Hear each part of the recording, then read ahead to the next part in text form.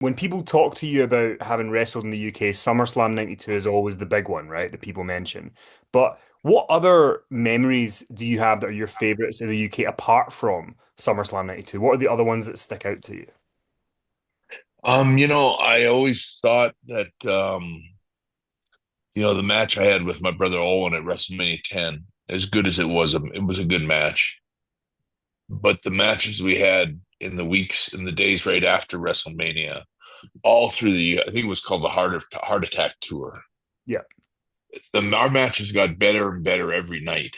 And so I would say anybody that was lucky enough to watch Owen and I wrestle across England right after WrestleMania, those were better matches. Those were some of the best matches we ever had.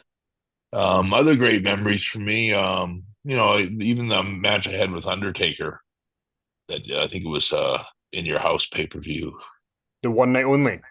in one night only. That was despite all the efforts made by Sean or Triple H or whoever was trying to undermine our match all the time during that period. I mean, we still went out and that was a great match. It's just too bad the politics was happening while it was still going on. But, Um, that was a great match. and I want to go back all the way to 1984 when you first got to WWF and you're a singles, but then they put you with Jim Neidhart. How does it come about that you get put with Jim, and how important do you think that was to your WWF career to be put with him? It saved my career. There was nobody else that could have been the right would have been the right fit for me except for Jim. Jim was um, just the right guy at the right time. We were good friends, and being tag partners, you need to be good friends because you're going to be around each other a lot, like chained together at the ankle kind of thing. So I credit Jim with all of that. I mean, I think um, it gave me a chance. It gave me a chance to think and create as a performer. Whereas when I was a single, especially as a single baby face in the beginning of 1984, I had no clout. I had nobody knew who I was. Nobody cared who I was. If anything, I was a promoter's kid, which gave me a mark against me because I was like, oh, your daddy's not here anymore to make you a star. And that was, painfully apparent to me already, that it was gonna, I started out on the very bottom at that time. And when I hooked on to Jim, um, Jim was the perfect guy and the best partner and a great friend. And those are all really important things. But I think most importantly for Jim and me was like if me and Jim had been baby faces, as an example, we wouldn't be talking today. Like he wouldn't, we would have probably failed and bombed as baby faces and they would have split us up or something. But because we were heels, that heel turn, like where I turned, I didn't really even turn. I just walked out and I was a bad guy. But that was critical for me. That was the biggest, most important step in my career, really, at that time, especially because I was losing hope all the time about what they were going to do with me. And I realized that the only really salvation that I could get was for them to turn me heel with Neidhart, call us the Hart Foundation and all that. But being a bad guy, it put me in the driver's seat.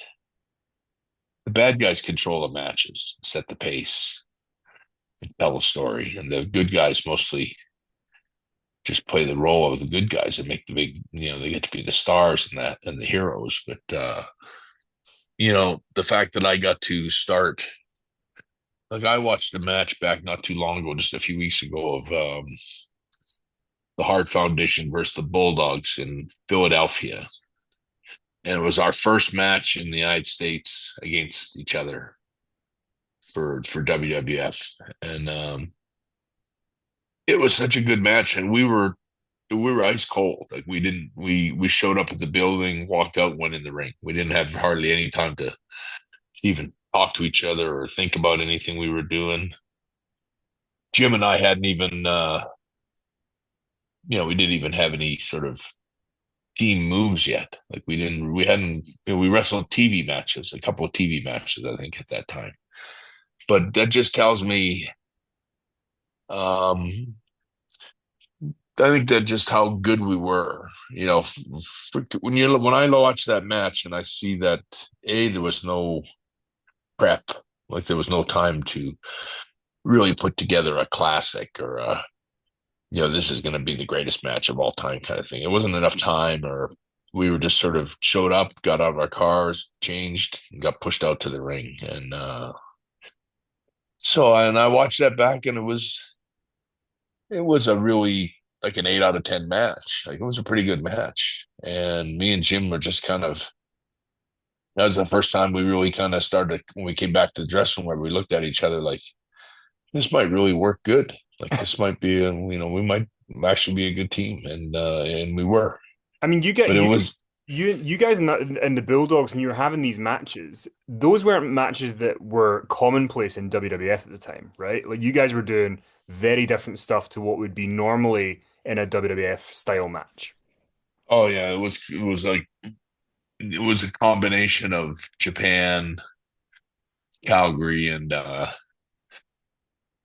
whatever styles we derived over the years. But you know, we all knew each other, and we were all close enough as friends and family and all that. But when we walked out to the ring, we didn't have a lot of things prepared yet. Like we barely had the names Bret the Hitman Hart. I don't even know if I was the Hitman yet. Um, and so it was very. I remember the match, and I remember how all the wrestlers in the dressing room wandered out to watch it and watch the whole match because in the Spectrum in Philadelphia, that at that time that was 85, but maybe May or April of 85 or something. But I know that nobody had any great expectations for me and Jim. And I think everybody went out that day to watch the Bulldogs wrestle. Everyone was like the Bulldogs. So went and watched the Bulldogs. Everyone was so keen on Tom and Dave and how good they were and how unique and special they were. And so they just happened to be wrestling Jim and I. And we didn't have a lot prepared because it was just the first match. And at the same time, you can sort of see that if you watch that match back, for example, and I think it's on YouTube, but it's a pretty good match considering the four of us have never worked with each other other than Calgary. And I've worked with Davey in a babyface match in Canada a couple of times. I'd worked with Dynamite countless times. Jim had worked with Dynamite. Jim had worked with, I don't think Jim ever worked with Davey ever up until then. So there's no real chemistry there. I had worked with Jim in a couple of matches against him.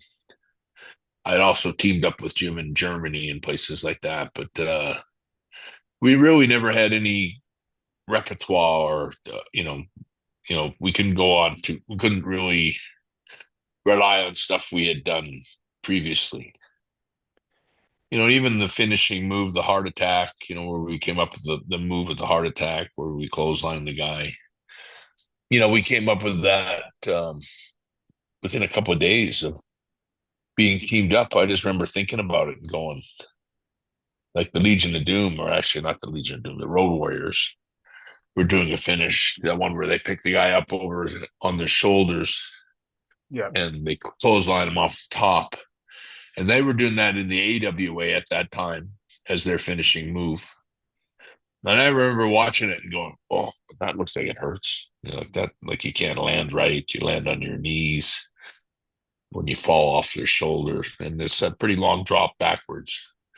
It's not a safe move to do to an opponent. Like it's chances are you're going to get hurt. And I'm sure there's a lot of wrestlers that did get hurt from the Road Warriors finish. But I remember thinking about it, I said the safer way to do that is a running clothesline. And so that we had it, I remember it's like me and Jim, we talked about it in the drive, maybe even pulling up to the building that day and came up with that's our finishing move if we need one. And Wow. we just started to piece little things together. But I liked how we worked well together, like that we created things for each other. Like I helped Jim. Jim, of course, helped me.